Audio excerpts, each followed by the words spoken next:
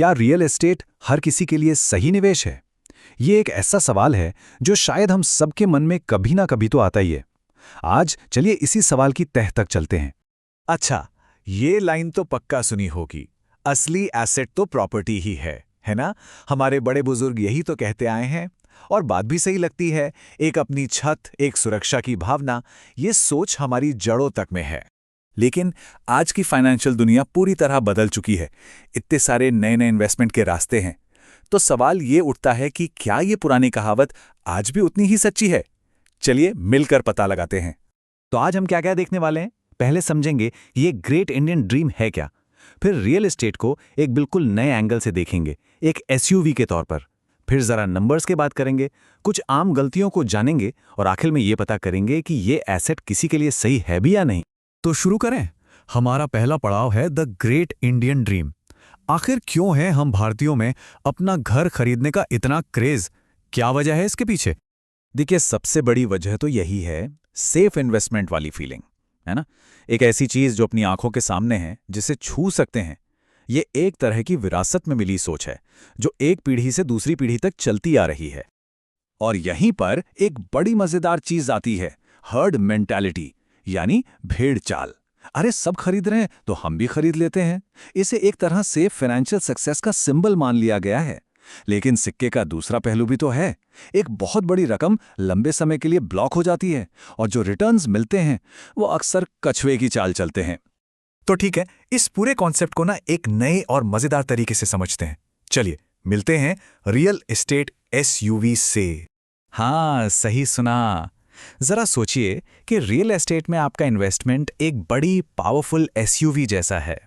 सुनने में शायद थोड़ा अजीब लगे, पर यकीन मानिए ये एक एनालॉजी पूरी पिक्चर क्लियर कर देगी। तो एक एसयूवी कैसी होती है? बड़ी, मजबूत, भरोसेमंद, बिल्कुल रियल एस्टेट की तरह। पर इसके साथ कुछ दिक्कतें भी तो हैं।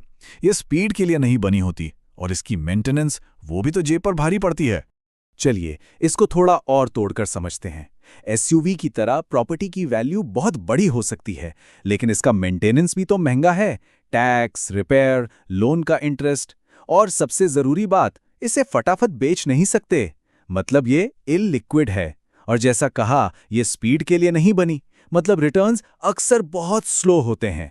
तो अब जरा अपने इन्वेस्टमेंट गैराज को इमेजिन कीजिए। एक तरफ ये भारी भरकम एसयूवी खड़ी है, यानी प्रॉपर्टी, और दूसरी तरफ स्टॉक्स और म्यूचुअल फंड्स जैसी छोटी तेज तरार गाड़ियां। अब अपने फाइनेंशियल सफर के लिए कौन सी गाड़ी चुननी है, ये फैसला तो सफर पर ही डिपेंड करता है। ठीक है, एनालॉजी बहुत होगी। अब जरा असल दुनिया के आंकड़ों पर नजर डालते हैं। देखते हैं कि नंबर्स क्या कहानी सुनाते हैं। ये किस्सा है दो अलग अलग इन्वेस्टमेंट्स का। तो मिलिए राहुल से। राहुल ने 1 करोड़ का एक फ्लैट खरीदा है। ये कहानी हम में से कई लोगों की हो सकती है ना? तो चलिए देखते हैं कि राहुल की जेब पर इसका क्या असर पड़ा। अब जरा इसका मैथ समझिए। राहुल की मंथली ईएमआई जारी है 70,000 रुपए, और उस फ्लैट से रेंट कितना आ रहा है? सिर्फ 30,000। मतलब हर महीने जेब से 40,000 रुपए एक्स्ट्रा जा रहे हैं।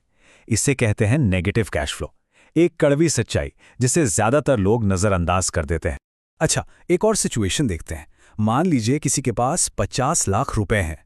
ऑप्शन ए, प्रॉपर्टी खरीद लो। ऑप्शन बी, उसे म्यूचुअल फंड्स में लगा दो। देखते हैं 10 साल बाद इन दोनों रास्तों की मंजिलें कहां पहुंचती है। और ये रही 10 साल बाद की तस्वीर। प्रॉपर्टी की वैल्यू बढ़कर हुई करीब 82 लाख रुपए, और म्यूचुअल फंड्स की वैल्यू वो बढ़कर हो गई 130 लाख रुपए। ये जो लगभग 48 से 50 लाख का फर्क है ना, इसी को कहते हैं अपॉर्चुनिटी कॉस्ट। मतलब एक रास्ता चुनकर जो दूसरा मौका गंवा दिया। तो इन सब उदाहरणों से क्या सबक मिलता है?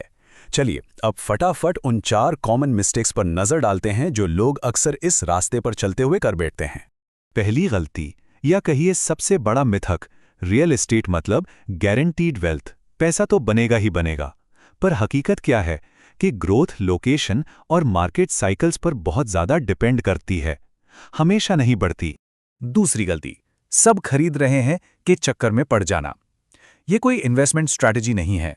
फैसला हमेशा अपने पर्सनल कैश फ्लो, अपनी इनकम और अपने गोल्स को देखकर ही करना चाहिए। तीसरी गलती, और ये बहुत कॉमन है, हिडन कॉस्ट्स को नजरअंदाज करना। घर की खरीद कीमत तो सिर्फ ट्रेलर है, असली पिक्चर तो मेंटेनेंस, टैक्स और इंटरेस्ट के साथ शुरू होती है, जो चुपचाप आपके रिटर्न्स को खाते रहते हैं। और चौथी गलती, इमोशंस को मैथ्स पर हावी होने देना। एक बात साफ समझनी होगी, रहने के लिए सपनों का घर खरीदना एक इमोशनल डिसीजन है, लेकिन इन्वेस्टमेंट के लिए प्रॉपर्टी खरीदना वो 100% एक फाइनेंशियल और लॉजिकल डिसीजन होना चाहिए। तो इतनी सारी बातचीत के बाद हम वापस उसी बड़े सवाल पर आ गए हैं। तो क्या ये भारी भरकम मजबूत एसयूवी किसी के लिए सही चॉइस है? देखिए, अगर इस पूरी बातचीत से सिर्फ एक चीज याद रखनी है तो वो ये है, रियल एस्टेट एक भारी एसयूवी है, मजबूत है, भरोसेमंद है, पर धीमी और महंगी भी है। इसे अपने पोर्टफोलियो में तभी जगह देनी चाहिए जब ये किसी के सफर और उसकी जेब दोनों को सूट करे। तो आखिर में बस यही सवाल बचता है, किसी के फाइनेंशियल सफर को इस मोड़ पर किस तरह की गाड़ी की जरूरत है?